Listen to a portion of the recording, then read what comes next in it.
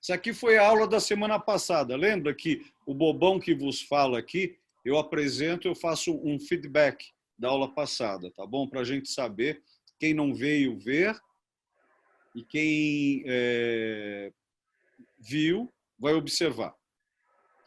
Tá? Olha. Soninha, lembra daqui, Sônia? Lembra daqui? Tá bom, olha lá. Nós falamos sobre a questão do renascimento, a ruptura, o homem... Boa noite. Quem chegou? Olha, falamos de Fitino, tá? Olha. Falamos de tudo isso a semana passada, tá? Nicolai Copérnico. Estão relembrando, gente? Tá? A perspectiva, lembram? Ó, né? Leonardo da Vinci, Panofsky. Esse é um cara bem legal para quem gosta de simbolismo da arte, tá? Erwin Panofsky, um alemão. Boa noite. Boa noite, pessoal. Eu estava dando boa noite sem o microfone. Boa noite. Boa noite. Boa noite. Você estava dando boa noite com o microfone ligado. Você deu umas 4 boa noites, viu? Oi? Oi, mas boa noite. Vamos lá, então? Pronto, pessoal? Tá? Alguém pode falar sim aí, que eu me sinto sozinho. Aí, Sim. Todo mundo com o microfone desligado, menos o da Soninha e o do Val. Sim. Val, vamos botar todo mundo, Val, por favor. Prontos? Prontas. É que hoje é a primeira vez, então a gente... Então, hoje o tema, como a Soninha já bem falou para nós, barroco, ciência e filosofia, mentira. Tem um monte mais de coisas, tá? E a interpretação simbólica. Tem um monte de coisas que a gente vai ver hoje, porque tem coisas que eu não consigo, durante esse período, determinar se é literatura e se é filosofia. Vocês vão ver por quê. Vamos lá. Val, tem alguns microfones ligados ainda, querido. Tá? Lívio, só que eu mutei todos eles. É que algumas pessoas queriam falar com você para dar boa noite, aí eu acho que eles ligaram. Mas tá bom. Tá bom, Val. Então, eu vou pedir a gentileza para o pessoal que está com o microfone aberto, por favor. Não vai quebrar o microfone, é só para desligar, hein? Tá? Então, vamos lá. Isso aqui eu sempre coloco, lembro, para a gente saber aonde a gente está. Eu sei que cada um de vocês está na casa de vocês ou no trabalho. No caso do Nilson, acho que ele está no carro, né? Mas vocês estão com vocês, tá bom? Então, aqui nós estamos exatamente no período que a história, não a história da arte, a história chama de Idade Moderna, tá? Que é de 1453, quando os otomanos invadiram Constantinopla, né? Cai ali aquela Roma, não a Roma na Itália, né? Mas na Roma, vamos chamar de Oriente Médio, tá bom? E que é um período que vai até a Revolução Francesa, de 1789, só para vocês se situarem, tá? Vamos lá.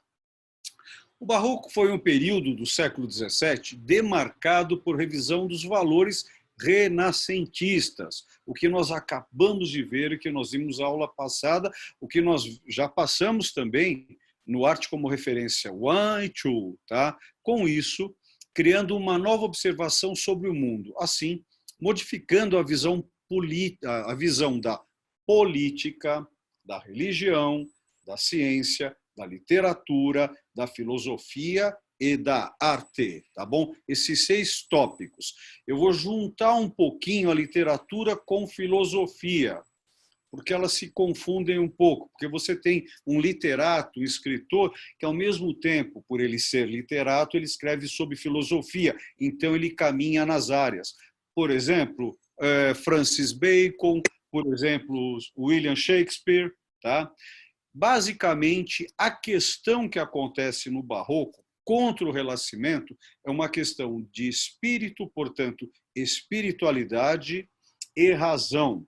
Entendam, quando eu coloco espiritualidade, eu não estou entrando diretamente na questão da religião, que existe uma distinção muito grande entre espiritualidade e religare, religião, tá bom? Isso aí a gente pode conversar depois, caso queiram. Bem, esse período ele é marcado pelo quê? Pelo absoluto, pelo absolutismo. Agora, tá, o que quer dizer absoluto? Não é da aula de terça-feira, Carol, tá? Não é aquele absoluto Deus, né? É como alguém chega e fala, Deus é absoluto. Acabou a história. Em português, quando você usa a palavra absoluto, ela é absoluta. Não tem nada além do absoluto, então não dá mais para continuar. Mas como a gente gosta de brincar com as palavras, né, as palavras não têm peso, a gente usa absoluto como, aquele cara ele foi completo, ele foi absoluto, né? Mas tá bom. Então, o que é o absoluto, o absolutismo na política? É isso aqui, ó. Estão vendo a potência ou a prepotência de Luís XIV? Ele era chamado de o Rei Sol. Nossa, ele iluminava tudo, né? Agora, é bem interessante essa obra, que ela especifica bem. Vocês podem ver a parte do manto dele, o manto azul, tem todo o simbolismo, tá? Do período que até hoje a França utiliza. Tem toda essa peluca, esse cabelo dele, né? O sapato, a roupa, a pompa, aonde ele está reservado, isso mostra muito bem o que é o absolutismo. O que é o absolutismo? É um rei que, ao mesmo tempo, ele é imperador, ao mesmo tempo, ele é quase, se não, Deus. E esse é o período. A monarquia, ela não é somente um regime, tá? Ela é tudo.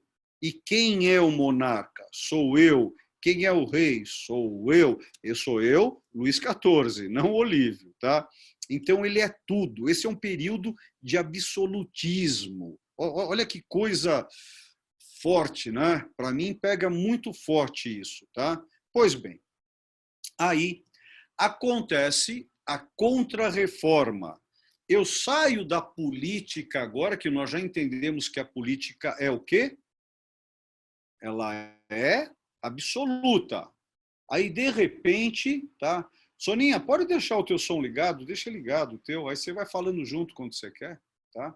E quando alguém quiser falar alguma coisa que seja interessante, gente, a gente pede para vocês desligarem o som, porque aparecem sons não pertencentes. Mas quando vocês quiserem interferir e trazer alguma coisa, nós estamos cada vez mais num petit comitê que está conseguindo trocar esse conteúdo. Então, eu não tenho problema com interferências. E se ela for muito longa, a gente é adulto, a gente corta, tá bom? Não tem problema, a gente vai crescendo junto aqui, tá?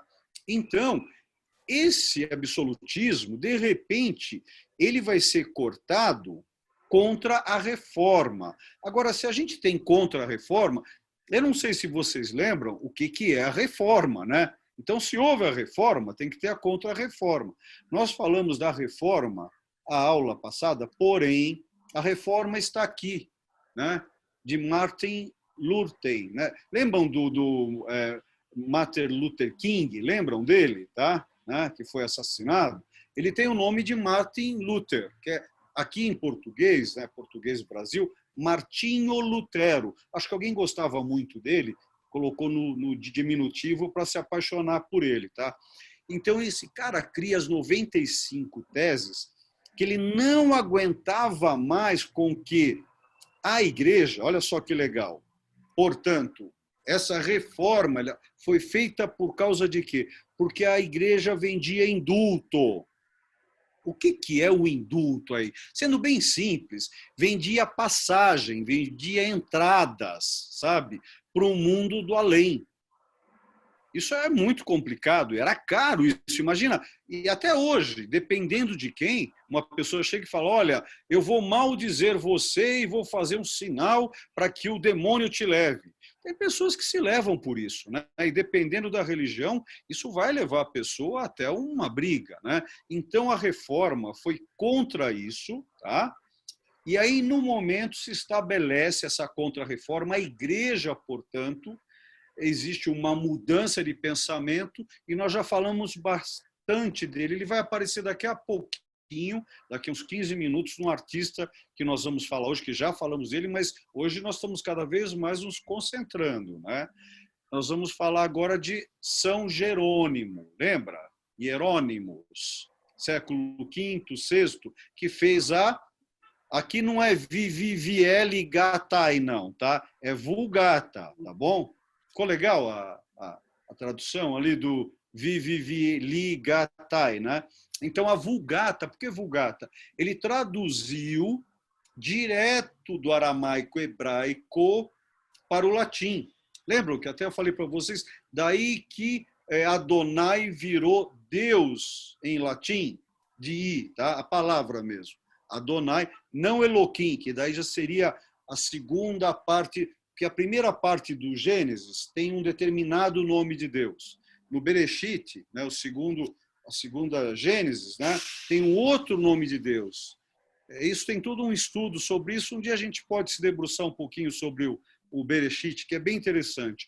Nesse momento, no Concílio de Trento, né, em 1546, coloquei aqui para quem quiser anotar, é um momento, Sandra, isso acho que é bem legal para a questão da Idade Média, né? Nós não estamos mais na Idade Média, mas passou-se a Vulgata pela Idade Média, né? Veja, nós estamos falando de 1000 anos, ela foi traduzida, mas ela só é reconhecida como tal, né? E fica forte em 1546. Então, nesse momento, houve a Contra-Reforma da Igreja para estabilizar todo um conteúdo, né? E nesse momento aqui, reparem, se nós estamos falando do absolutismo, que é o monarca, aí eu entro com a Contra-Reforma, existe, óbvio, poderes aí batendo, se enfrentando. E claro que tudo isso começa numa construção, numa reforma, portanto, aonde aparecerá um novo sol. Lembram? Nesse momento, a Terra ela deixa de ser centro. O que entra no centro do nosso universo é o Sol, ou seja, a ciência é modificada. Então, a forma pensamento já estava existindo. E, nesse momento, despontam quem? Galileu Galilei, Blaise Pascal, Sir Isaac Newton e Gottfried von Wilhelm Leibniz. Tá? E esses são um dos poucos que eu acho bastante importantes, aonde modificam a ciência, modificam o cálculo matemático, a observação celeste, portanto, astronomia, portanto, densidades, se fala sobre gravidade, que não é o que se acha hoje, sabe? Mas tudo isso veio de um trampolim da Grécia, da Roma, né? De várias cidades do mundo, de várias trocas de conhecimento, e esses cientistas, filósofos, literatos escrevem, pensam e trocam todo um procedimento que na aula que vem nós vamos falar das leis, das enciclopédias. Esses serão os ombros de gigantes que nós vamos nos apoiar. E aí existe algo que acontece que é fundamental para os dias de hoje. Prestem atenção. Surge pela primeira vez nullius in verba. O que quer dizer isso? Sem palavras. Esse grupo não acredita na fala, não acredita na escrita. Eles acreditam no fato. De quem que eu estou falando? Nesse momento, nós vamos ter uma mudança radical, graças the Royal Society of London for Improved Natural Knowledge. Natural Knowledge, conhecimento natural. A Sociedade Real Inglesa. Essa é a primeira sociedade aonde se trata da ciência. A ciência como uma... Eles não aceitam, lembram aqui? Não aceitam mais a palavra escrita. precisa existir o fato. O conhecimento é natural. Natural knowledge. É o conhecimento, é o saber natural. Ou, portanto, observação. Mas olha que loucura, gente. Não vou me deter aqui, mas esse signo deles, a gente ficaria horas aqui. Só para brincar um pouquinho conosco, vocês não estão vendo 3 leões passando? Tá? Eles estão en passant. E estão indo no brasão, tá? Olha só, ele está indo para lá. Ele está passando, estão vendo? Eles estão indo para o coração. Vocês lembram, na nossa comunidade, quem representa o leão? Iancalé, Jacó. Ele era forte como um leão, ele conseguia dobrar uma barra de ferro. Olha o simbolismo antigo que está aqui. E ele é 3, são 3. Esse é o brasão deles, nada mais. O brasão é uma leitura de um texto, tá? Então nós temos um brasão aqui, a forma desse brasão, ele também é um texto. Tem toda uma explicação nobiliária para isso. É lindo essa parte toda, principalmente inglesa, tá? Os franceses também têm, os italianos também têm, mas isso surge mesmo, é como o próprio nome de Davi, tá? O nome de Davi era escrito nesses protetores que se tinham, e com o tempo isso foi ganhando a nobiliária, toda uma questão sanguínea. É lindo o estudo disso. Pois bem, nesse momento, esses que pertencem à sociedade real inglesa, eu digo inglesa porque ela não pertence à Grã-Bretanha, tá? Não tem aí toda a Escócia, a Irlanda do Norte, a Irlanda do Sul, tá? Mas sim a Inglaterra. Tá? Nesse momento, a literatura e a filosofia destes Francis Bacon, Thomas Hobbes, Pierre Gassendi, tá? René Descartes, John Locke e Nicolas Malebranche são filósofos, são literatos, são cientistas, são seres pensantes. Eles pensam, eles calculam, eles escrevem. Não são renascentistas, né? Porque no renascentista, não, o homem renascentista é aquele que fazia tudo. Esse período também, e hoje também existe isso, tá?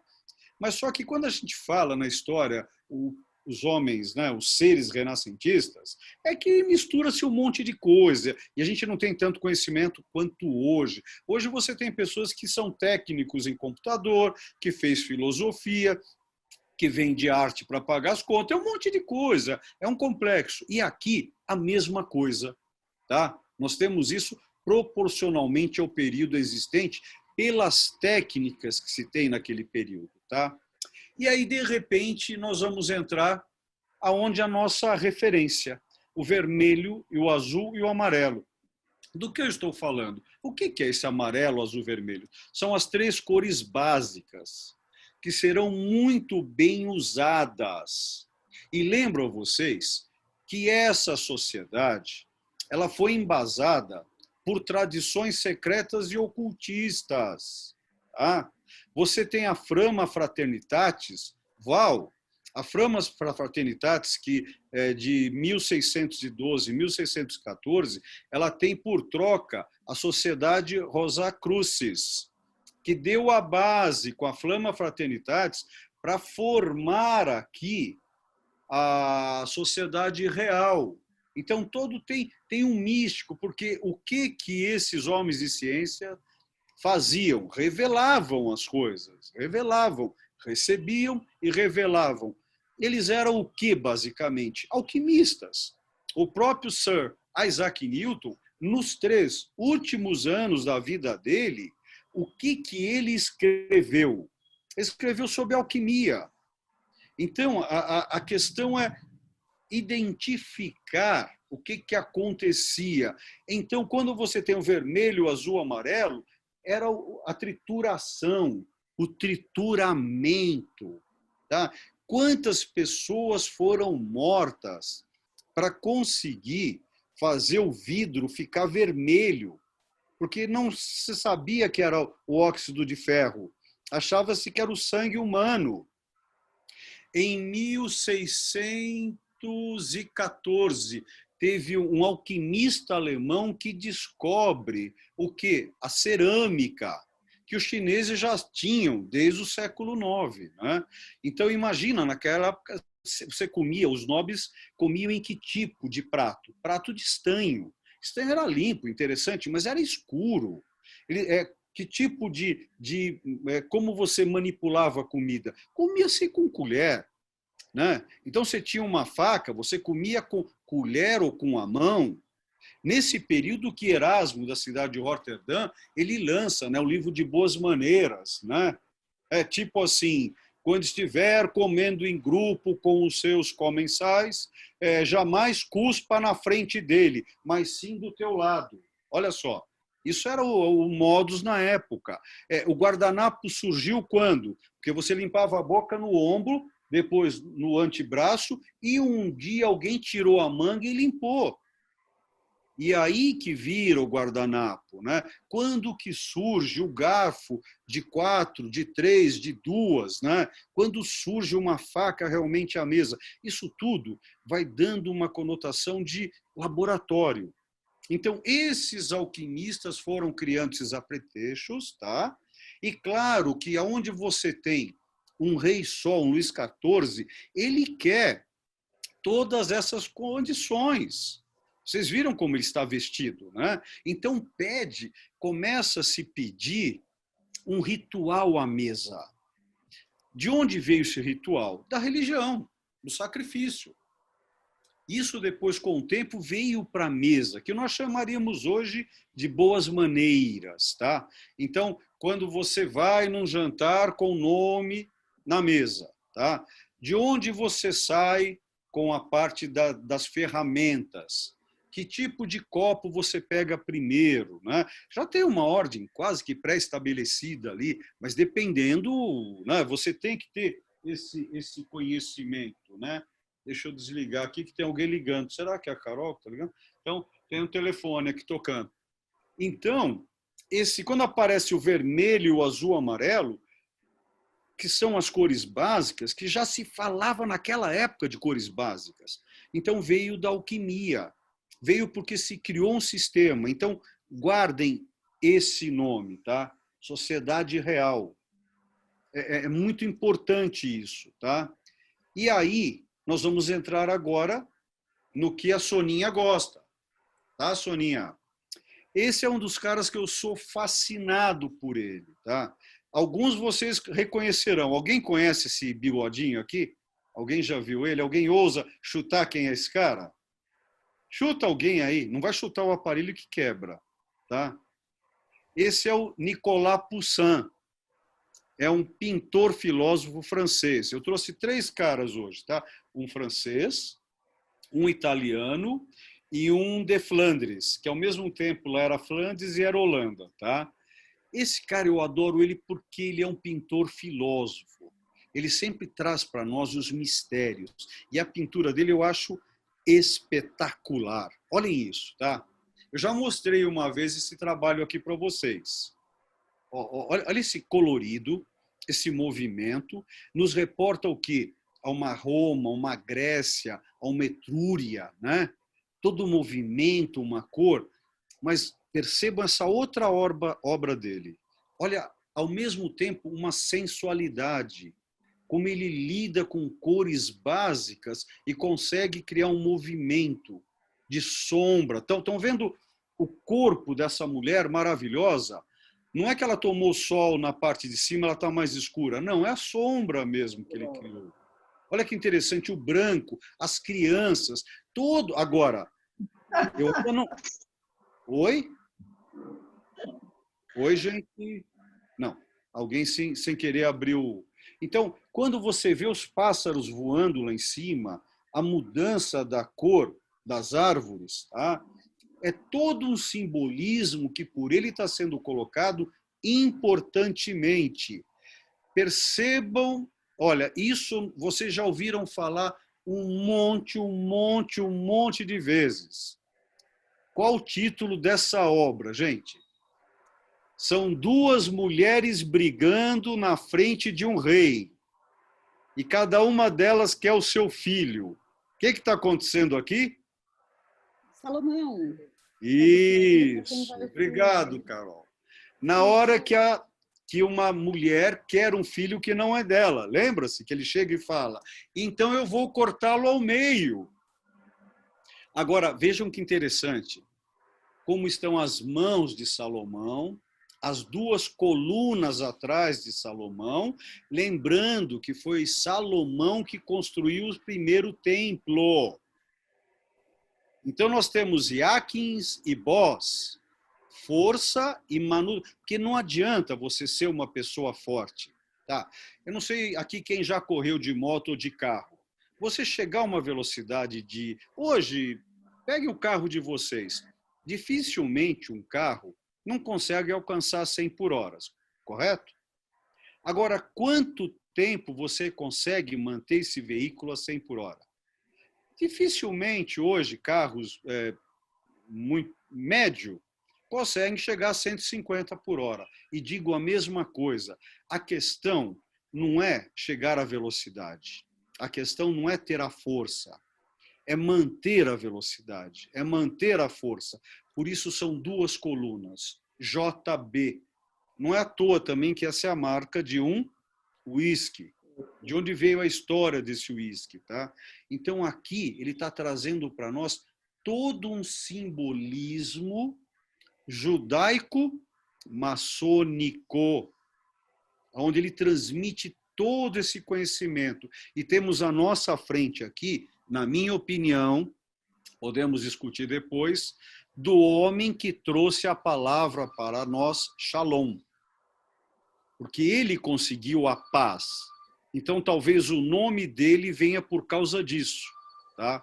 Esse é o momento. Pois, por que maçônico, Legião? Porque toda a base, como que eu vou te falar? Né? A base da maçonaria é a justiça, não é isso, Lívio? Não. Não? Não. Gente, só um instantinho, por favor, que tá... Só um instante. Estou tocando o telefone dele.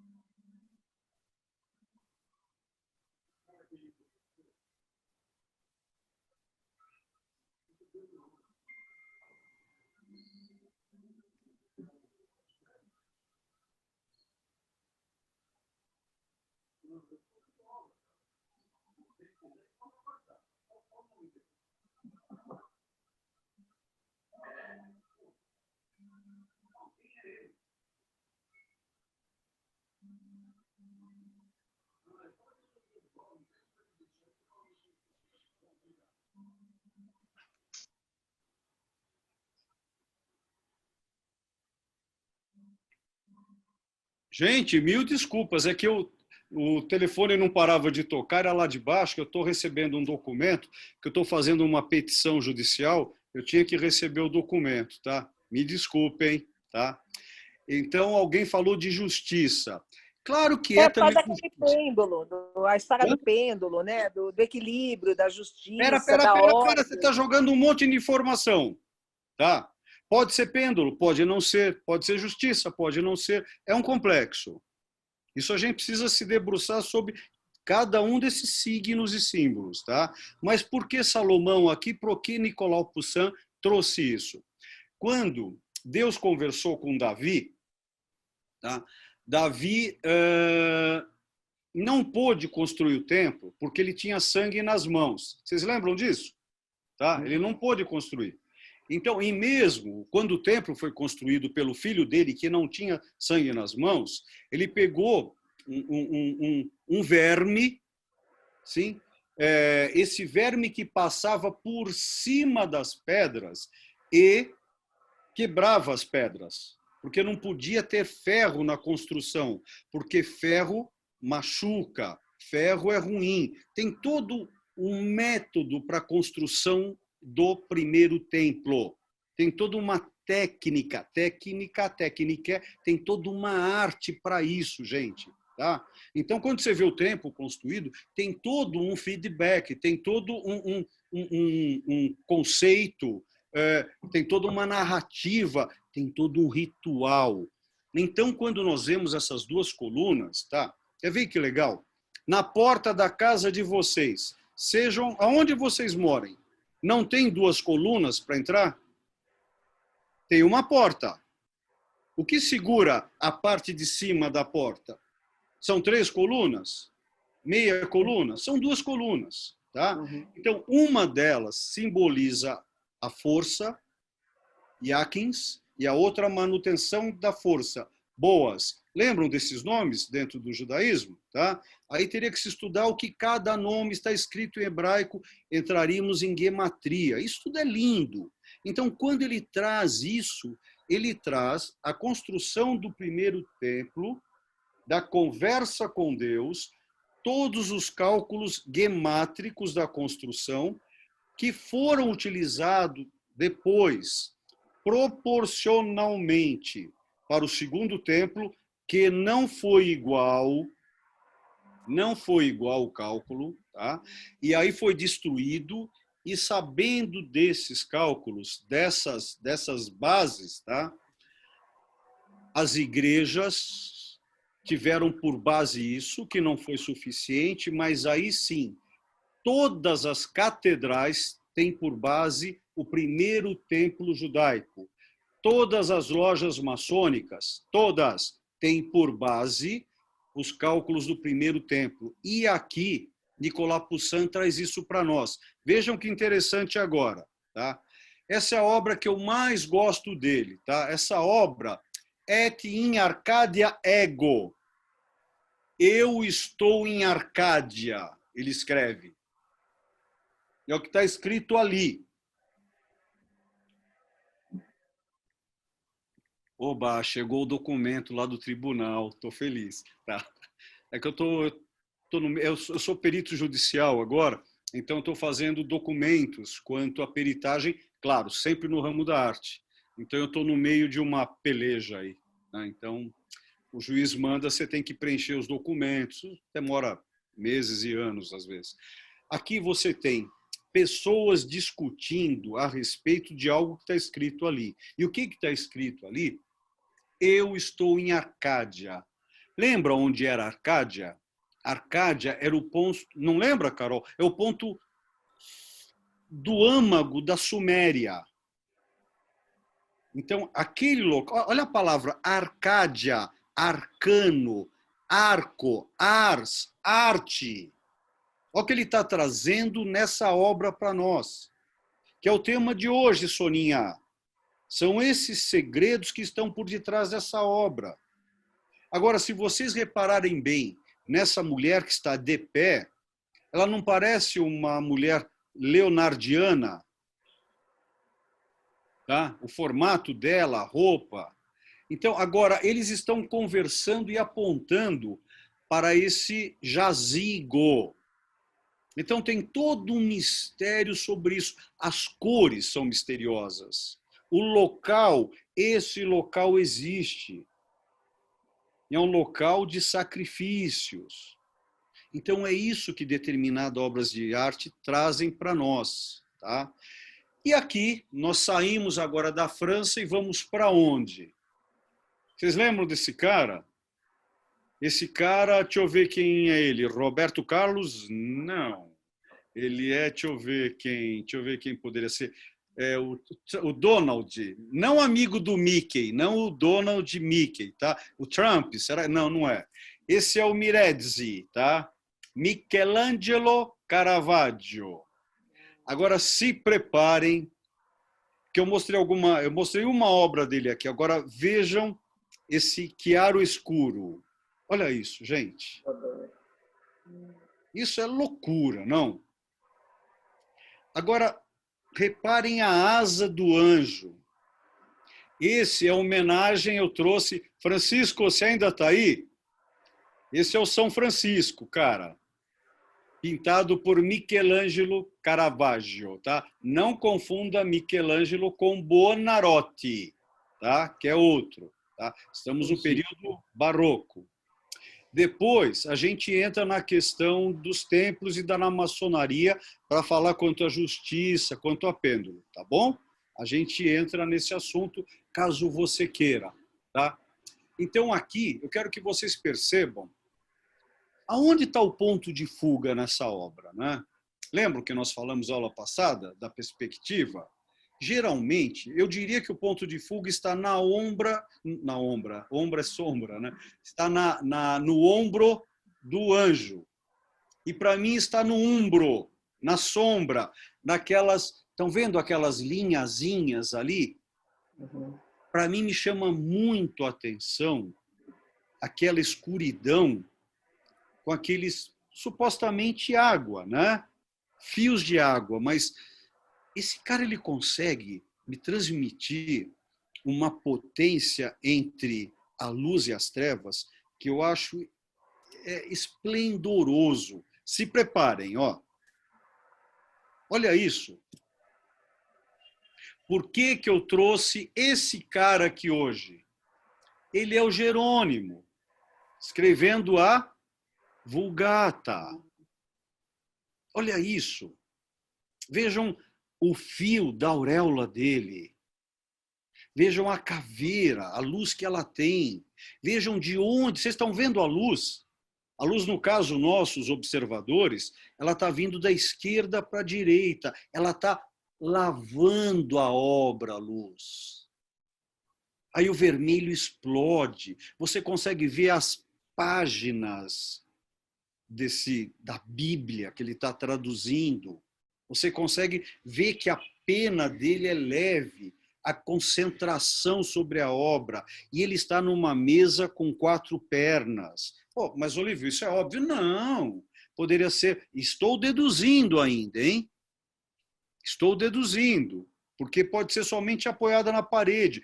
Porque se é 4, tem todo um simbolismo do 4. Se ele está com a pena com a mão direita, do lado da caveira, e está pesquisando vestido com uma toga vermelha, tem todo um simbolismo na arte sobre isso. Todas as cores têm um porquê, Nineta. Igual quando, querida, você desenha, quando você pinta. Vamos pegar as cidades da Míriam. Por que certas cidades da Míriam são mais vermelhas, outras são azuis?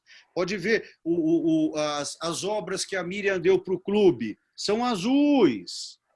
Então, será que... Eu não sei o quanto vocês pensaram sobre, mas é bem a cor da bandeira da Eretz. É azul, né? Já repararam quantos dos nossos políticos, quando vão receber, né, o ministério, estão de gravata azul até hoje? Já repararam os antigos petistas que se vestiam de vermelho? Hoje, por algo estranho, sumiu o pentagrama, sumiu o vermelho deles, eles não estão mais, estão vestidos de azul, né? Não tem mais o machado e a foice, né? Então, os sistemas são assim. Mas, no nosso caso, quando recebe o ministério em Eretz, que cor que é a gravata? Reparem nisso, tá? Se estão usando abotoadura, que tipo de abotoadura que é? Se estão usando pregador de gravata, que signo que tem no pregador de gravata, tá? Esse símbolo vem desde a antiguidade. Se preparem agora. Olhem isso. Davi. Quem que está na mão dele ali? Golias. Tá? Mas vejam novamente a lavagem de luz, a luz que é derramada. Você sente a clareza, né? Olha como ele sabe tratar as faces.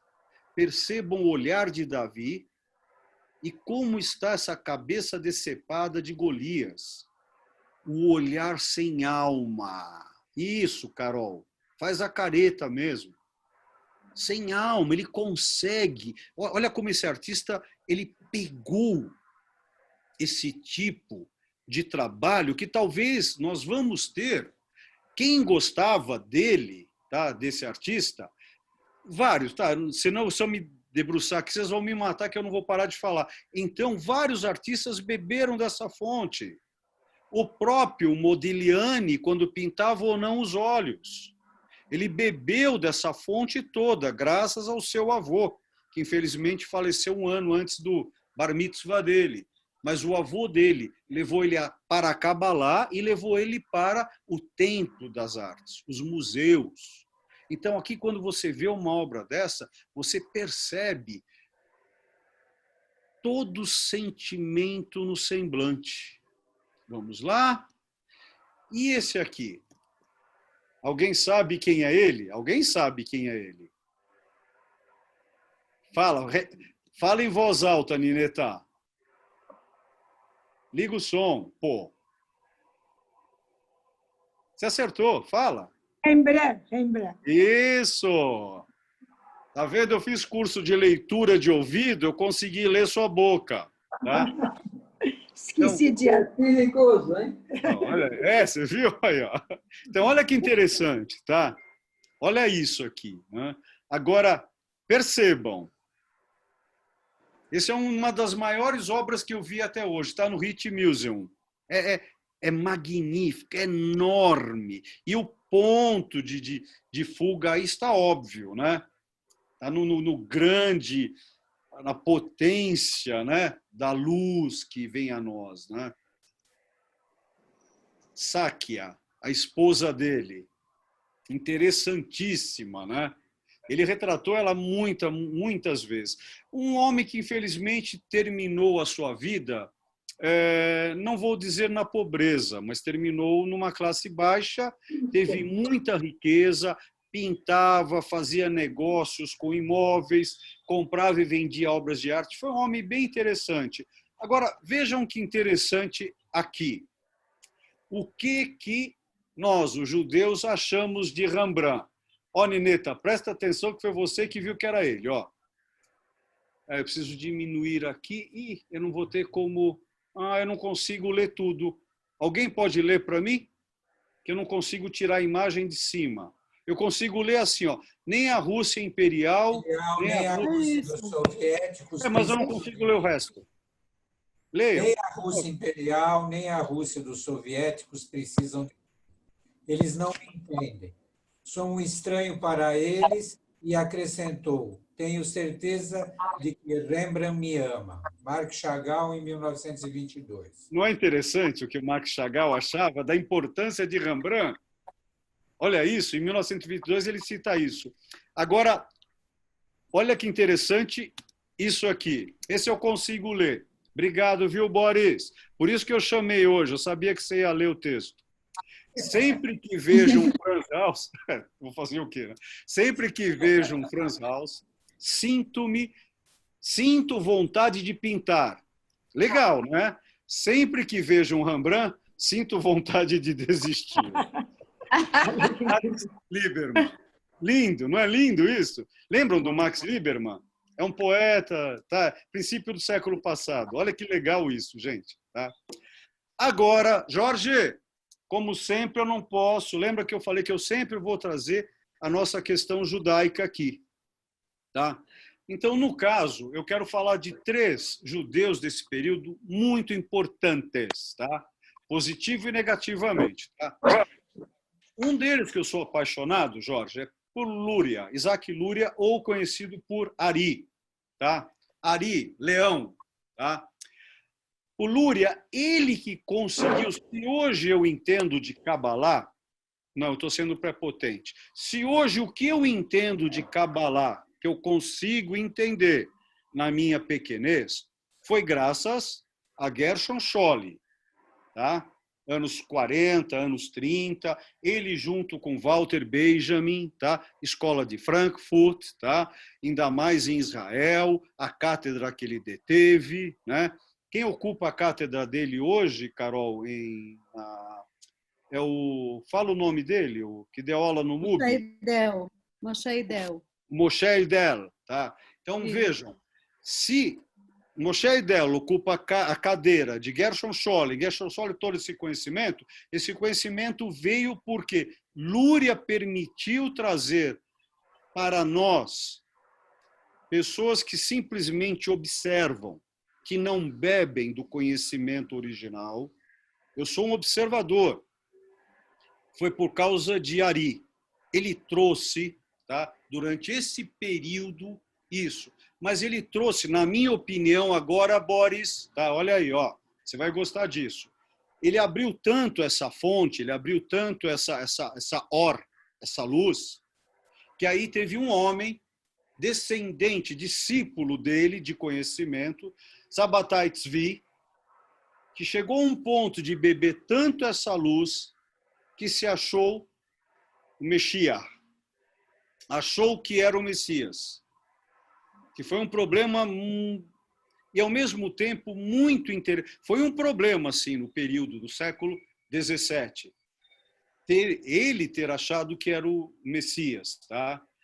Tanto que depois foi dada a base, na minha opinião, para a construção, no princípio do século XVIII, os Hassidim. Eu acho que houve movimento, sempre quando você tem uma reforma, uma contra-reforma, acontece algo de potência que se transforma a você, você cria algo. Mas nós tivemos um encontro terça-feira agora, onde nós falamos em estabilidade e ruptura. Ruptura e instabilidade. Fizemos uma sequência de uma leitura onde você percebe que a estabilidade é muito boa quando ela tem ruptura. E a ruptura é muito ruim, mas quando ela chega à estabilidade, ela é muito boa. Ou seja, nós temos que ter esse movimento, que os japoneses chamam de Yin e Yo. E aqui no Brasil é Yin e Yang. Tá? Esse Yin, esse eterno movimento de estabilidade e ruptura que cria, e nós sabemos muito disso. Por isso que nós concordamos até onde temos que discordar. E nós discordamos até onde temos que concordar. Essa é a grande sacada, né? Então, quando teve esse movimento de Tzvi, eu acho que aí tivemos um movimento muito grande na Europa, Alta Europa, Turquia, né? Ali já leste, oeste, esse movimento todo que deu base para criar todo um pensamento racídico, 1710, 1730. E aí, claro que eu não vou poder deixar de falar de duas pessoas. Um deles, Ramban, Maimônides, para quem Deus era transcendental, tá? E agora Baruch Spinoza, escrevi aqui no modo português, tá? Português Portugal mesmo, tá? Esse Bento, esse Baruch Spinoza, para ele Deus era a natureza. Por isso que Einstein gostava do Deus de Spinoza, por causa da physis. Physis em grego, natureza. Ele era um físico. Physis, físico, né? Natureza. Então, para Spinoza, Deus era a natureza. E o que era natureza? Não é natureza, quando a gente fala natureza, não é o verdinho, a pedrinha, tá? Não estamos falando da graminha, estamos falando de tudo que é natural, o universo. E aí você tem que se debruçar sobre os escritos de Spinoza para tentar compreender. Pois bem, lembram que no começo hoje, né, o Val e eu anunciamos aqui, porque a Sônia deixou, a exposição do Modigliani. Sabem o nome da tataravó de Modigliani? Regina Spinoza. Nós vamos falar sobre isso também, tá? Não hoje, vamos falar durante a exposição do simpósio que a gente vai realizar. Tchan, tchan! Se preparando para a aula que vem, onde nós vamos falar de racidismo, enciclopedismo, hermetismo, portanto, neoclassicismo ao realismo, tá? Vamos ver aqui agora. Voltei, gente. Oi, Anitta! Beijo. O Nilson apareceu, a Uva está aí também, a Marta. Ô, Chico, você gostou de você lá? Gostou ou não? A Paty está aí. Gostei, ele é um extraordinário. Tem um filme. É extraordinário o trabalho, né? Ele é muito bom, ele é muito bom. Oi, Pati, também está aí com a gente. Quem não viu? O Marcelo, cadê o Marcelo aí? Ó? A Flora quase nunca se mostra. Quem é que estava falando aquela hora? Sônia, ninguém está ouvindo, tá? Pergunta para aquela pessoa que perguntou sobre a questão da justiça do pêndulo, se ela não quer continuar perguntando da maçonaria. Quem perguntou da justiça do pêndulo não quer perguntar agora? Eu não sei quem é. Eu também não. Não, espera um pouquinho. Alguém perguntou. Foi a Uva.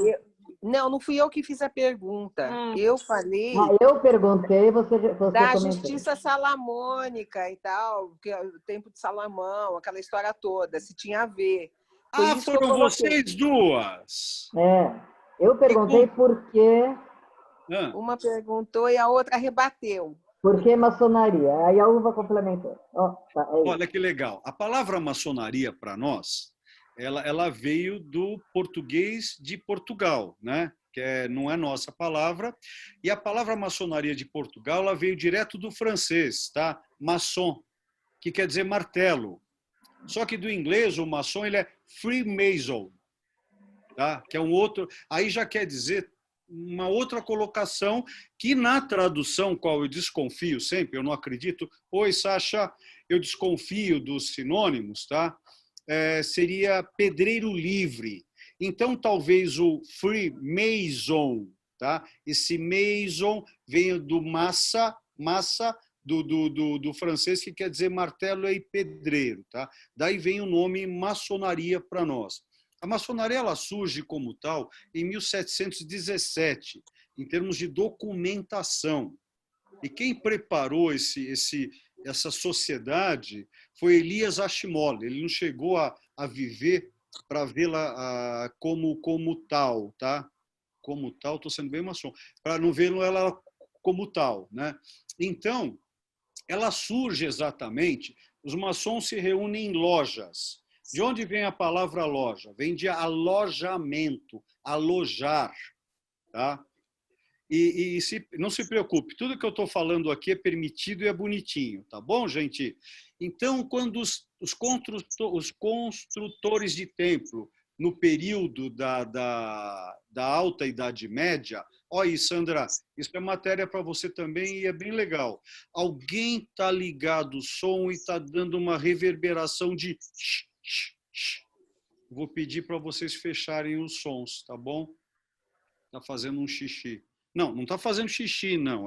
É o barulhinho de xixi, tá bom? Então, para ser preciso, em 1090, Bernard de Clairvaux, aqui em português, me ajudem. Bernardo de Claraval. Bernardo de Claraval, tá? Ele cria a ordem cistense, que se baseia em São Bento. Lembra disso, Sandra? São Bento é a primeira ordem. O que Bento fez de diferente? Bento criou a ordem. O que é ordem?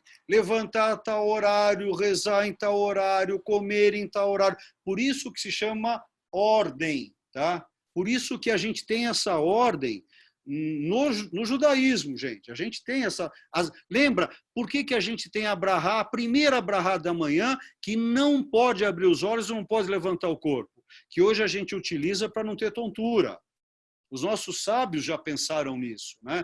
Então, essa ordem, organização, orgânico. Olha que legal. Ordo, or.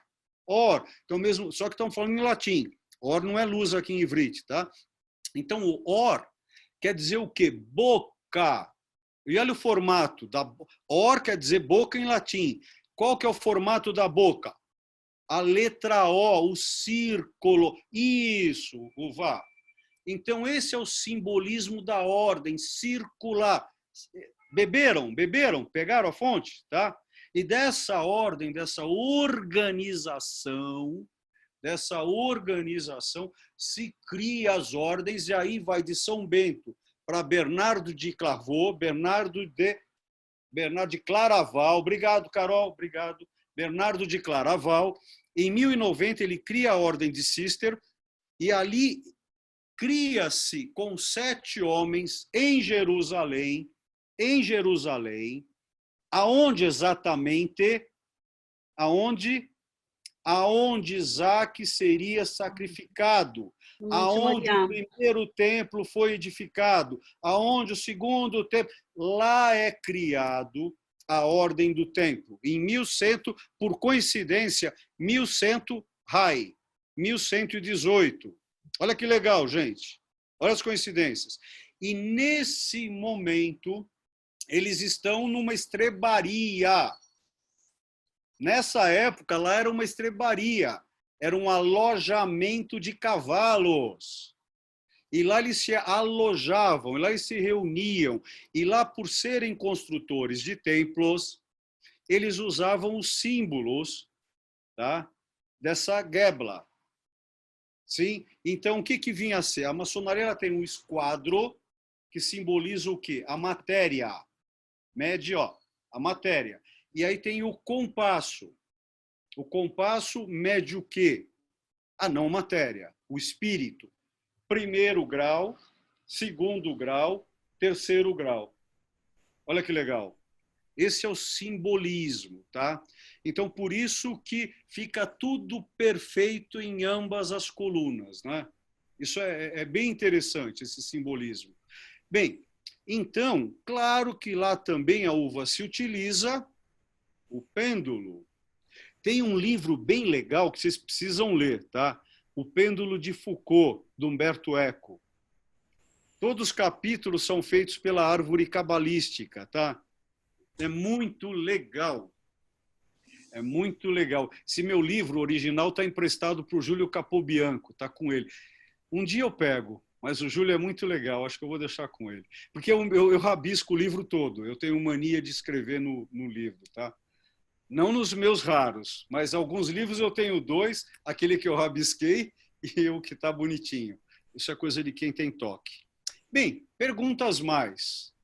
Tá? Você está rindo aí, Uva? Vai dizer que você não tem toque também. Mané. Não tenho, não tenho. Ah, chato. Tá bom. Não tenho mesmo, não tenho. Não, deu para responder um pouquinho para você e para a Sônia? A Sônia eu brigo com ela depois e pronto. Tá. Deu para responder. Eu acho que a Sandra. Oi. Olívio. Eu. Oi. Tá falando que eu não estou vendo. Nelly. Ah, oi, Nelly. Oi, querida. Amor, é o seguinte. Essa Bíblia que foi São Jerônimo, né? A Vulgata. Vulgata, isso. A Vulgata.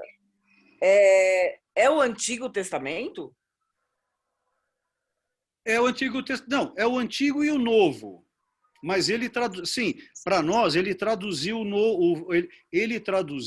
o Antigo Testamento, ou seja, o Pentateuco, tá?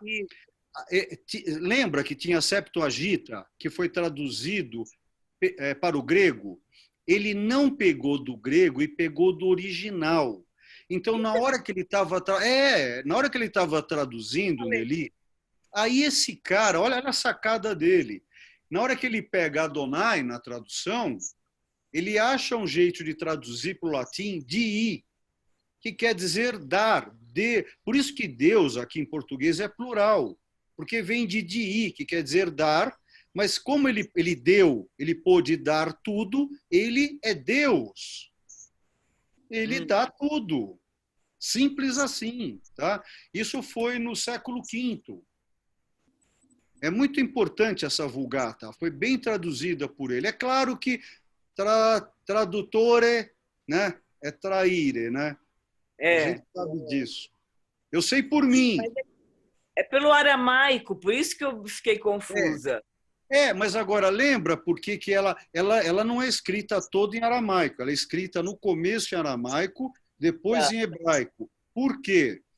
Porque os demônios não liam aramaico, os demônios liam hebraico.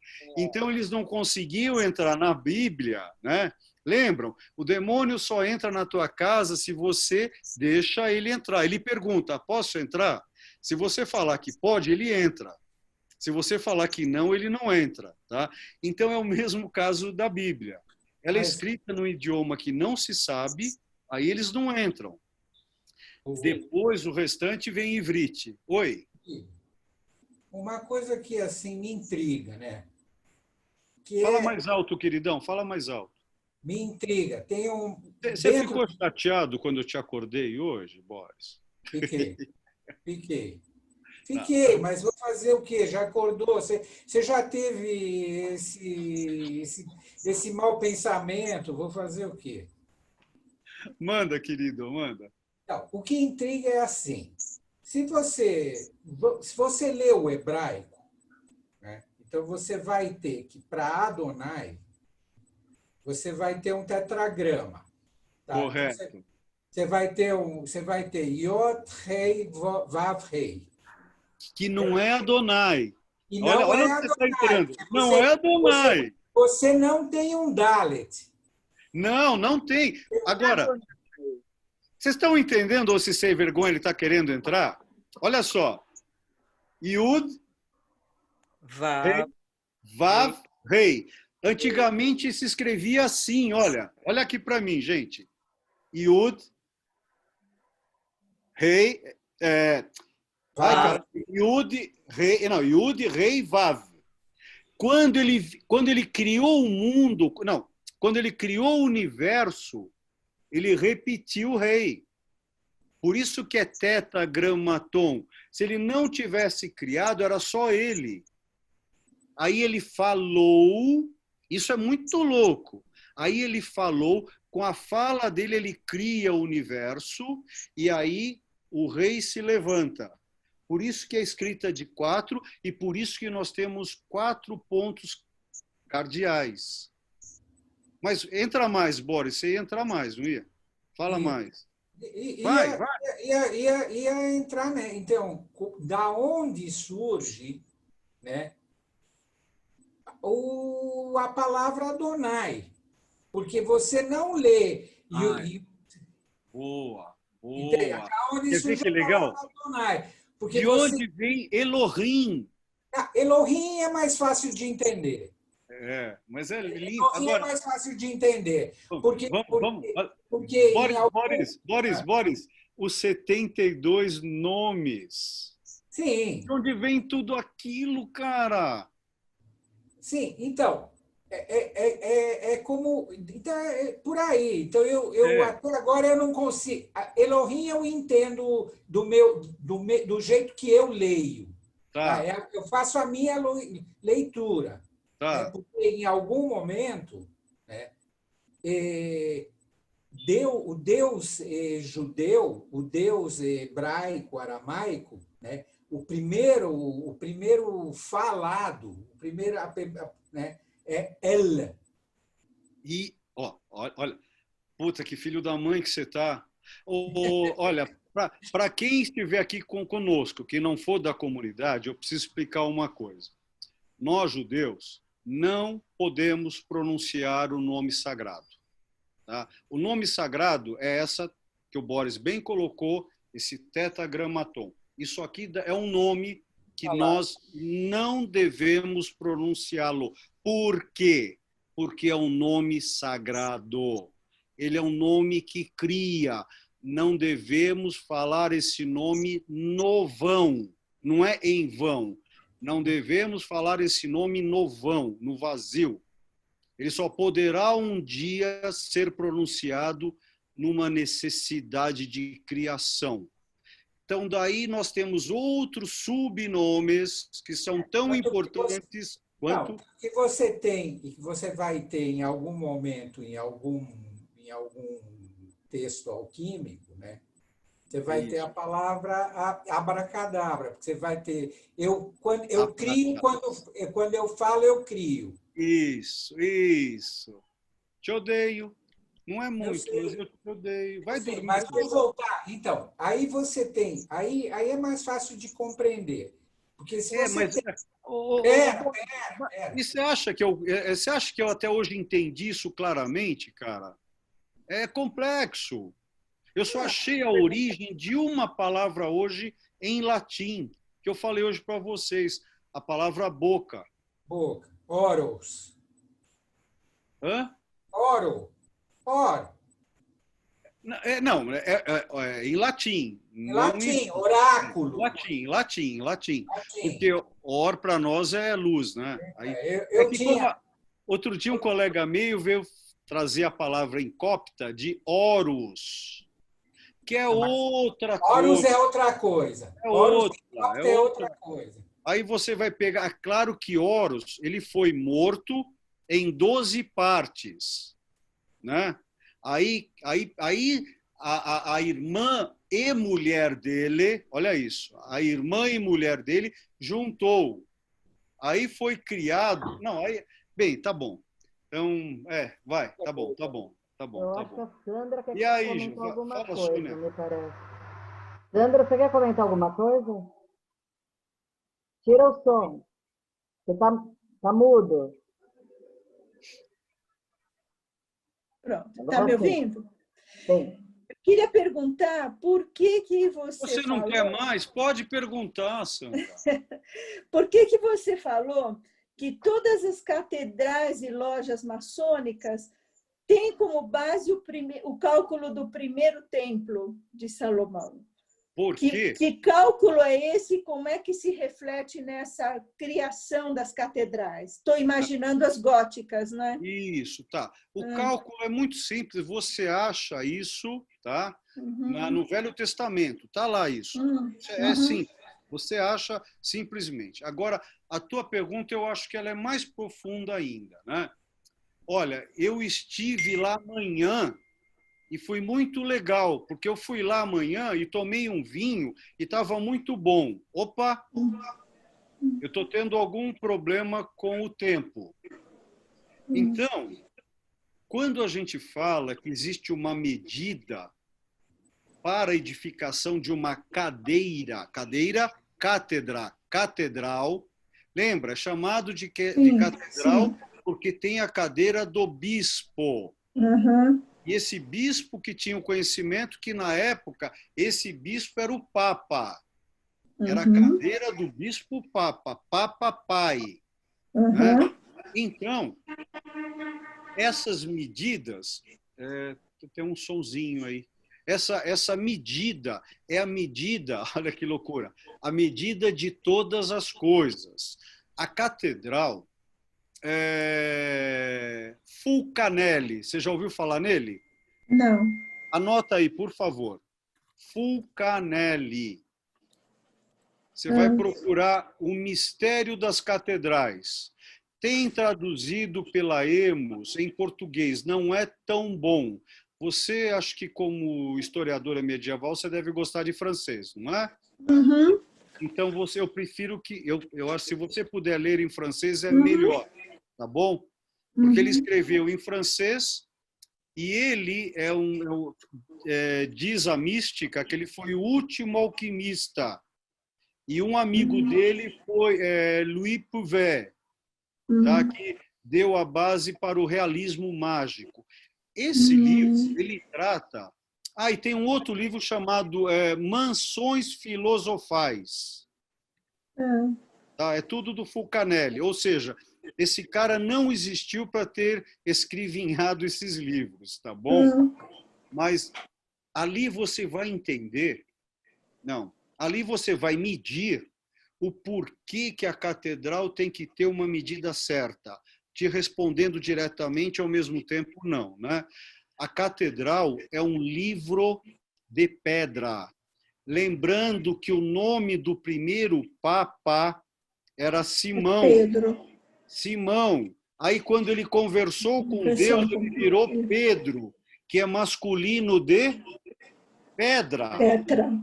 Por isso que ele é o alicerce físico das catedrais. Então, esses dois livros, ele vai te dar uma base mística para isso. Tá? Agora, se você quiser se aprofundar em maçonaria, tem um livro de um falecido amigo meu, é um dicionário maçônico, tá? O único feito aqui no Brasil. Tá? Esse é um dicionário lançado pela editora Pensamento, tá? E ele escreve o que ele pode escrever e é muito bom para te dar essas bases. Eu sei que você quer se debruçar... Como é o nome dele? Gervásio de Figueiredo.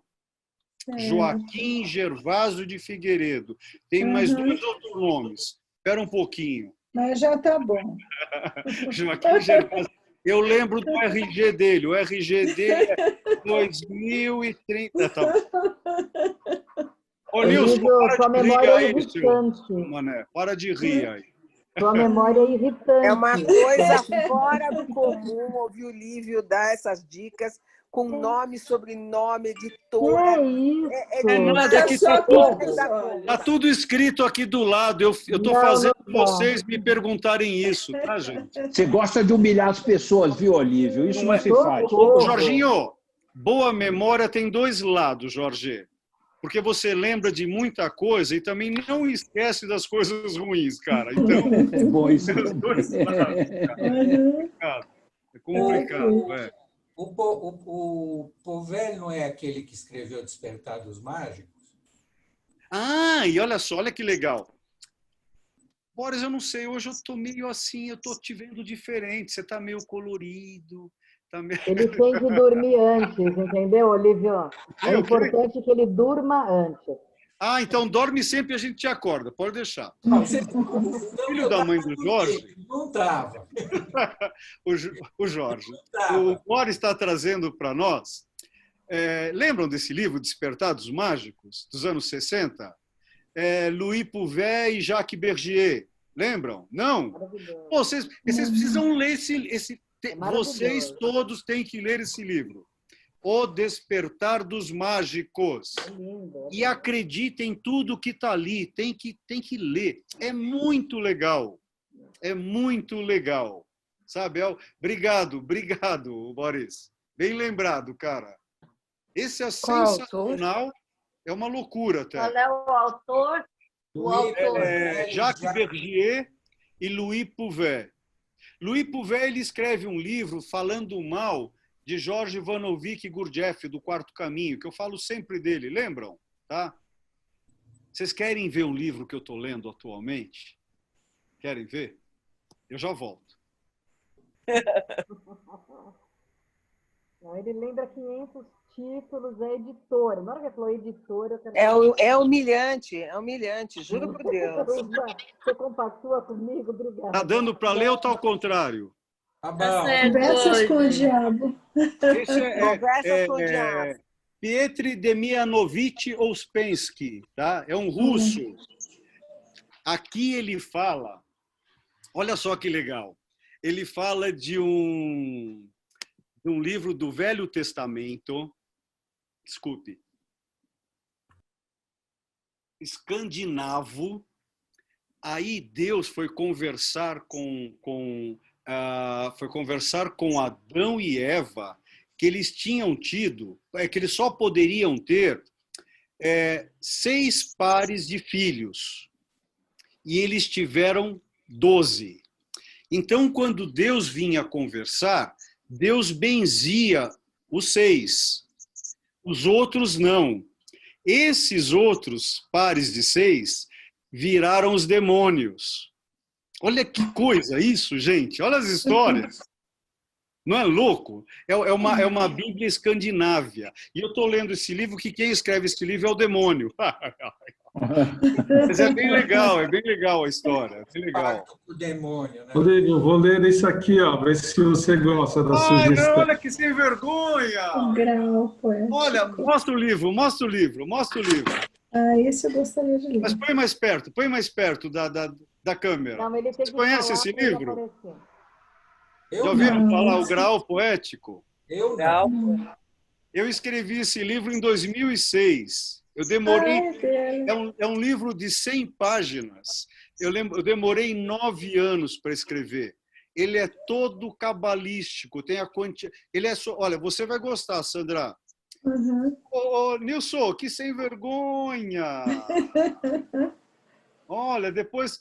Você comprou em sebo, cara? Você comprou em sebo? Comprei através da Estante Virtual, uma livraria lá em Minas. Mas esse livro não especializada é em novo. psicologia e educação. Tem ele há quanto tempo? Ele é... Não, pedi semana retrasada. Estante virtual é sebo. É sebo, né? Esse livro, eu Recebo fiz e eles ele... entregam em casa, no prazo de uma Isso, semana. recebi em casa. Muito Esse bom. livro, Muito legal. eu fiz ele com terminação. É um livro de poesias, tá?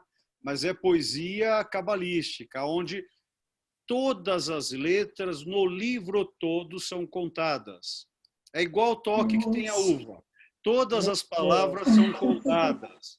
Todas as páginas, acreditem, todo o livro é contado. Foram 9 anos. Agora, tem até Duata até Danã. Vocês já ouviram falar em Duata até Danã? Vocês nunca leram sobre... Eu vou matar um dia vocês. Duata até Danã é uma tribo que deu origem aos... aos irlandeses. Então tem uma mística. Ó, José de Arimateia pegou o sangue de Cristo, tá? Pegou esse na taça e levou para Glastonbury. Vamos traduzir Glastonbury?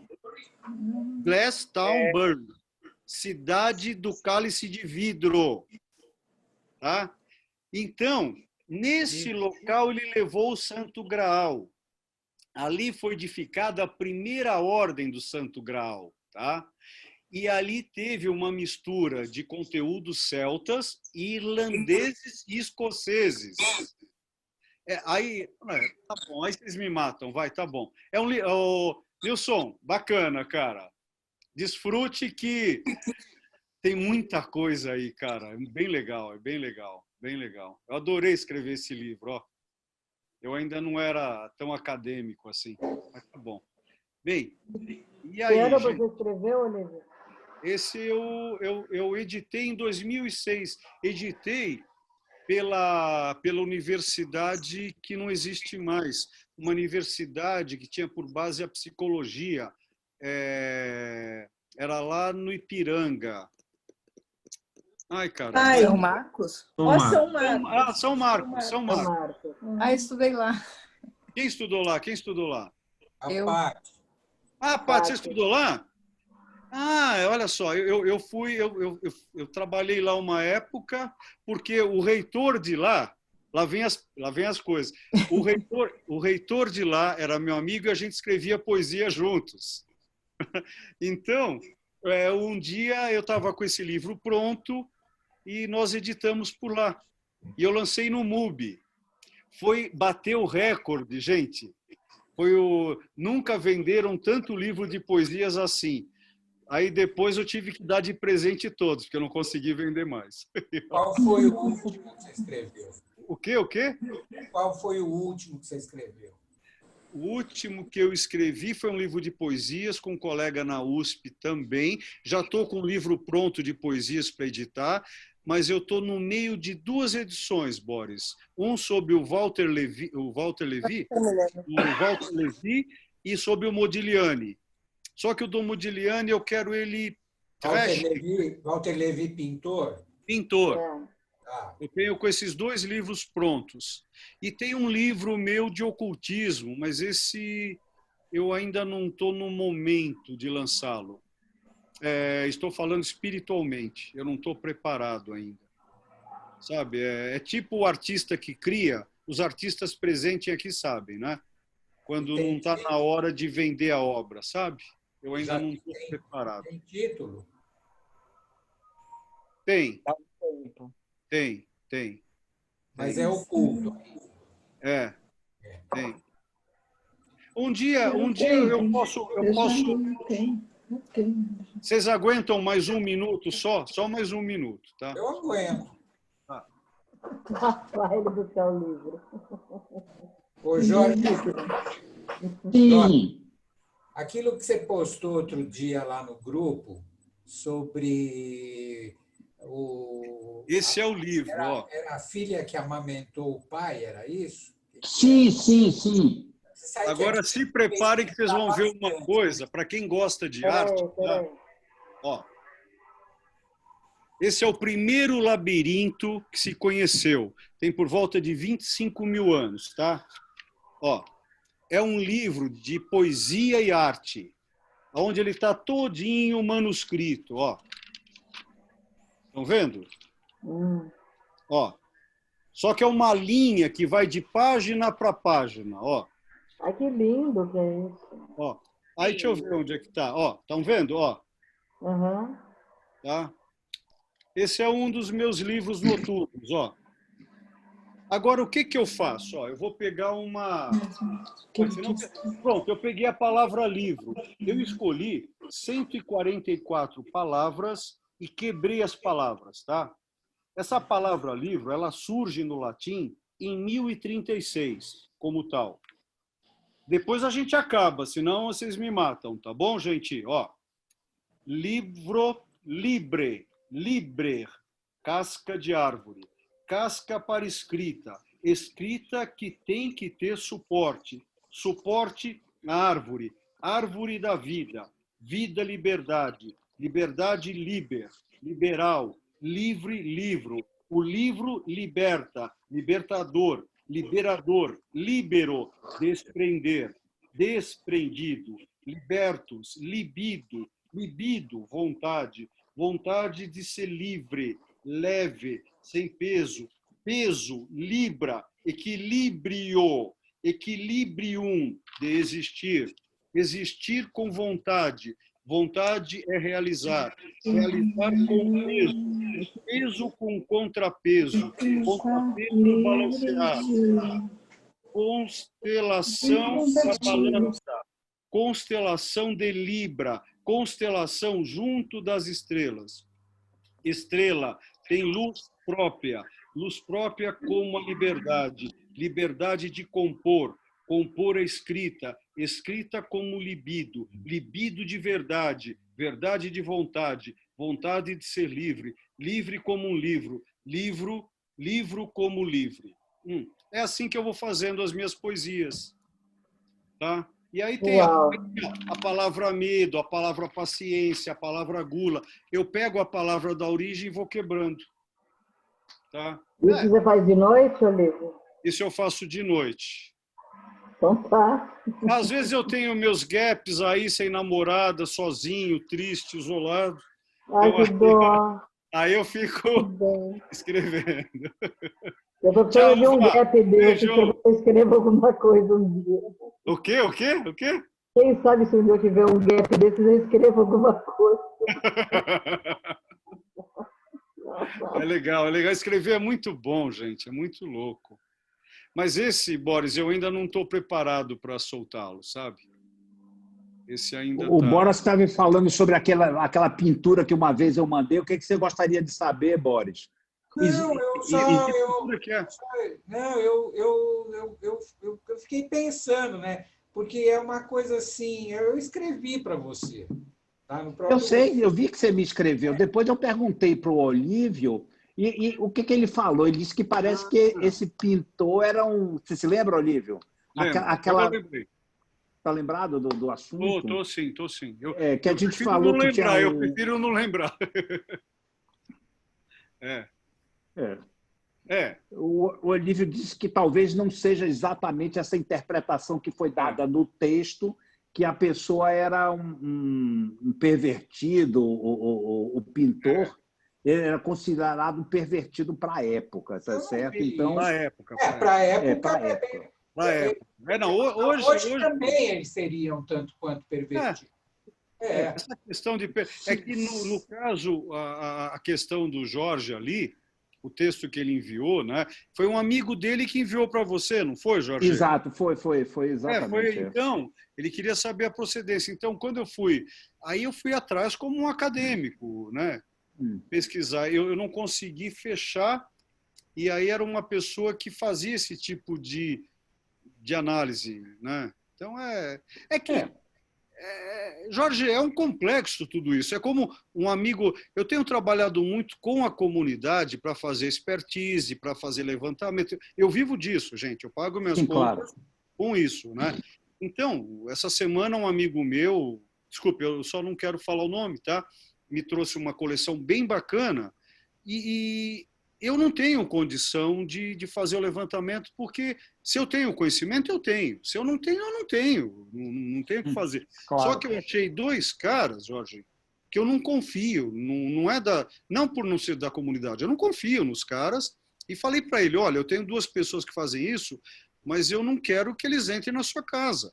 Acho que não são pessoas confiáveis. Então, certas coisas, eu acho que é melhor a gente deixar de lado, sabe? Não. É isso aí. Porque, como você me respondeu no particular, talvez... Você entendeu? Por isso que eu fui no particular. Porque se fosse uma coisa que abria o leque, eu abro o leque. Mas se não é tão certo, eu prefiro uma caixinha postal. Ok. Tá bom? Vocês gostaram, gente, de hoje? Foi interessante? Sim. Muito. Eu curti um pouco. O que é, seu chato? Agora, o que? Fala. Deu para curtir um pouco. Ah, tá bom. Agora, o Nilson depois está falando, hein? Já que acordou, né? Já assiste essa aula mesmo. Já que acordei, pronto, acabou. Olha, eu não ia falar, mas eu vou falar. Na hora que ele atendeu, ele estava roncando, viu, gente? É isso aí, moçada. Muito mais uma vez, obrigado pela aula. Amanhã, bom Shabbat Shalom para amanhã. Shabbat Shalom para todos. Boa eleição, né? Domingo é dia de eleição. Eleição. Eu não vou votar. Tchau, Chico. Tchau, Maria. Votem consciente. Muito bom. Depois não pode reclamar, tem que aguentar. Ai, caramba. É isso aí. Vereador, eu vou votar na comunidade mesmo. É isso aí. Vamos de Daniel Annenberg? Vou nele mesmo. Já estou divulgando. Eu acho que é um cara de confiança nosso. Pelo menos é um cara honesto. Você vai votar no amigo do Bolsonaro, né? Vou no como que é o nome? O cara que estava lá em cima, que agora está lá embaixo. Muçulmano. Não, sai daí. Esse ano eu ganhei a graça de não precisar votar mais. Por quê? Por quê? Porque eu tenho direitos legítimos. Ah, entendi. Não, já sei. Bateram em você e você não pode mais ir lá machucar. Não posso ir mais. Entendi. Eu só vou ter que sair. Tá um bom, beijo Jorginho. para todos aí. Não, peraí, Jorge, fica aí. Tchau, Jorginho. Te vejo já. Até daqui Ele a já pouco, fez a barba, Jorge. ele tá todo bonitão lá, Boris. Deixa ele, vai. Vai. É isso aí. Jorge, Tchau, gente. Tudo de Tchau, bom. beijo. Shabbat Shalom. Beijão, tchau. Tchau, Marta. Boa noite, pessoal, para vocês todos. Tchau, Nilson. Obrigado Boa leitura, pela Nilson. compra aí, viu? Legal. E te dê sorte. Tchau, Dina.